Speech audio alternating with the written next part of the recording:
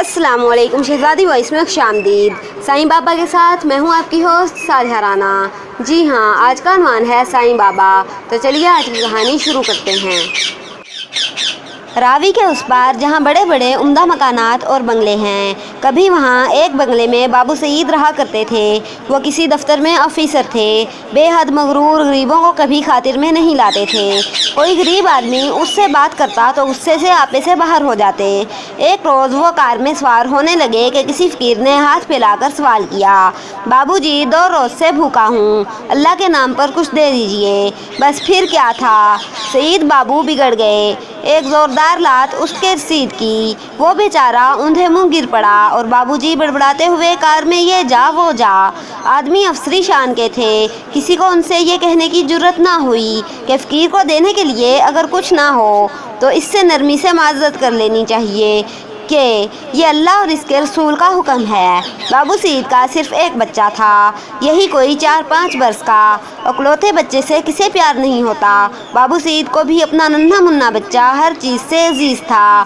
وہ دفتر سے جب گھر لوٹتے تو اس کے لیے بڑے خوبصورت کھلونے، عمدہ ٹافیاں اور لذیذ مٹھائیاں لاتے۔ بابو سعید کی کوٹھی سے کچھ فاصلے پر ایک غریب بوڑھے کی جھونپڑی تھی۔ بوڑھے کو لوگ سائیں بابا کے نام سے پکارتے تھے، اس لیے کہ وہ ہر وقت اللہ اللہ کرتا تھا۔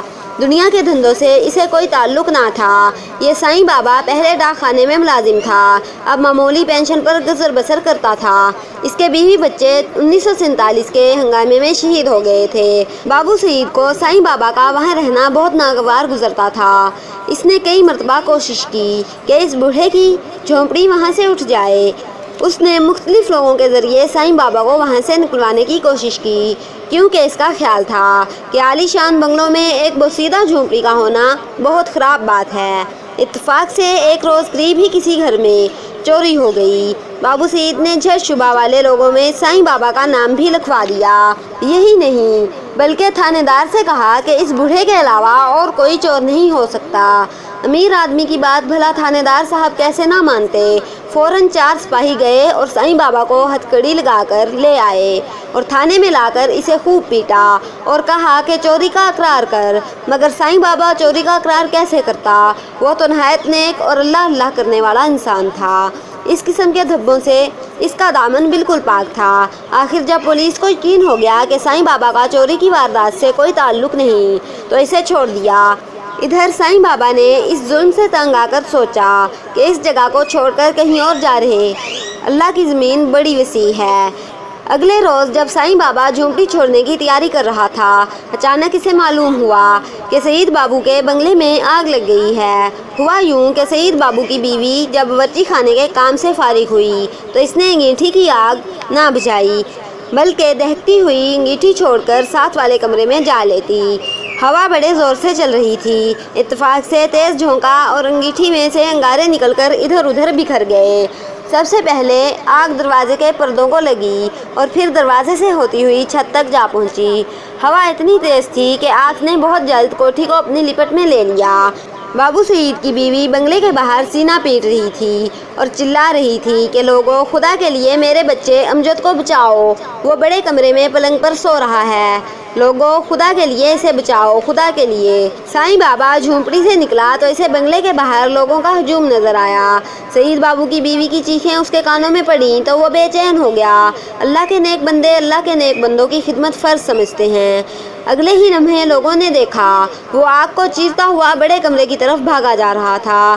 لوگوں کا خیال تھا کہ سائیں بابا نے خواہ مخواہ اپنی موت کو دعوت دی ہے۔ بھلا کون نہیں جانتا کہ اس قدر پھیلی ہوئی آگ میں جانا اپنی زندگی سے ہاتھ دھونے والی بات ہے۔ ابھی یہ باتیں کر ہی رہے تھے کہ اچانک بڑے کمرے کی طرف سے سائیں بابا بچے کو سینے سے چمٹائے باہر آتا نظر آیا۔ لوگوں نے جھٹ آگے بڑھ کر بچے کو پکڑ لیا۔ بچے کو ابھی آگ نے چھوا تک نہ تھا، لیکن دھوئیں کے اثر سے وہ بالکل بے ہوش تھا۔ سائیں بابا کے کپڑوں کو آگ لگی ہوئی تھی۔ لوگوں نے فوراً اس کے گرد کمبل لپیٹا اور زمین پر لٹا کر اسے لڑکانے لگے، جیسا کہ کپڑوں کو آگ لگ جانے کی صورت میں کیا جاتا ہے۔ کوئی 1 گھنٹہ بعد آگ پر پوری طرح قابو پا لیا گیا۔ सईद बाबू दफ्तर से आ चुके थे। इनका नन्हा बेटा अमजद होश में आ चुका था। बाबू सईद को साईं बाबा का ये कारनामा मालूम हो चुका था। वो फ़ौरन डॉक्टर को लेकर साईं बाबा की झोंपड़ी में गया। उसका बदन बुरी तरह झुलस चुका था। सईद बाबू को देखकर इसने आंखें खोलीं और पूछा, बाबूजी तुम्हारे बच्चे का अब क्या हाल है? साईं बाबा के इस सवाल से सईद बाबू को अपनी तमाम गुज़श्ता करतूतें याद आ गईं कि उसने किस तरह साईं बाबा का नाम थाने में मुश्तबा लोगों में लिखवाया था, इसे हथकड़ी लगवाई थी और मार पटवाई थी। उसकी आंखों में आंसू आ गए। पत्थर जैसा सख्त दिल साईं बाबा के अखलाक से मौम हो चुका था। वो चाहता था कि साईं बाबा के सवाल का जवाब दे, लेकिन इसके होंठ ना हिल सके। बड़ी मुश्किल से कपकाते हुए होंठों से इसने कहा, बाबा तुम्हारी मेहरबानियों का शुक्रिया किस तरह अदा करूं? तुमने मेरे इकलौते बच्चे को मौत के मुंह से निकाला है। तुमने मुझ पर इतना बड़ा एहसान किया है कि वो ना जाने क्या कहना चाहता था कि साईं बाबा ने इसकी बात काट कर कहा, बाबू शुक्रिया किस बात का? इंसान तो पैदा ही इसलिए हुआ है कि दूसरों के काम आए। ये तो अल्लाह और इसके प्यारे रसूल का हुक्म है। सईद बाबू की गर्दन झुकी हुई थी और वो किसी गहरी सोच में गर्क था। ख़त्म शुद।